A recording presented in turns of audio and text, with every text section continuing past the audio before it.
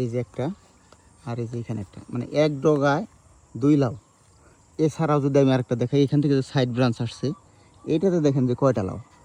এই যে দেখেন এইখানেও কিন্তু দুইটা লাউ। এই যে একটা, এই যে একটা, এই মাঝখানে যদি দেখেন এইখানেও লাউ। এই যে দেখেন ছোট্ট করে। তাইলে এক ভাই আমাকে প্রশ্ন করেছে যে এটা কী জাতের লাউ।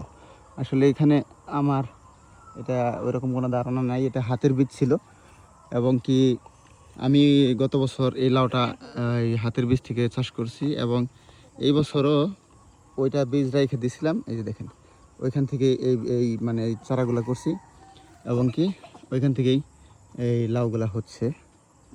তো এখন একটা জিনিস দেখাই, দেখেন এই যে লাউ কিন্তু জ্বলতেছে। এইখানে দেখেন কতগুলা লাউ দেখছেন।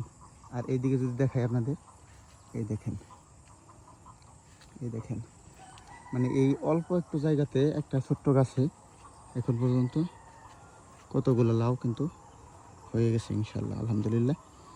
তো দোয়া করবেন সবাই।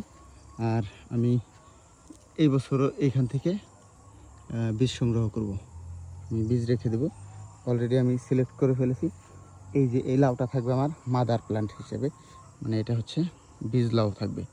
এটা আমরা আর এটাকে কিছু করব না, এটা থাকবে শুধু। এটা পরবর্তীতে এখান থেকে বীজ সংগ্রহ করবো আমি।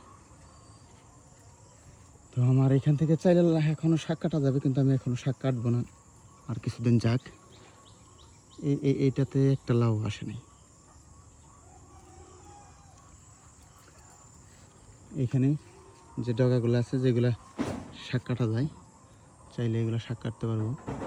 তো এখনও যেহেতু গাছটা আমার ওইভাবে বড় পরিসরে ছড়ায় নাই, তো সেই কারণে আপাতত শাক কাটবো না।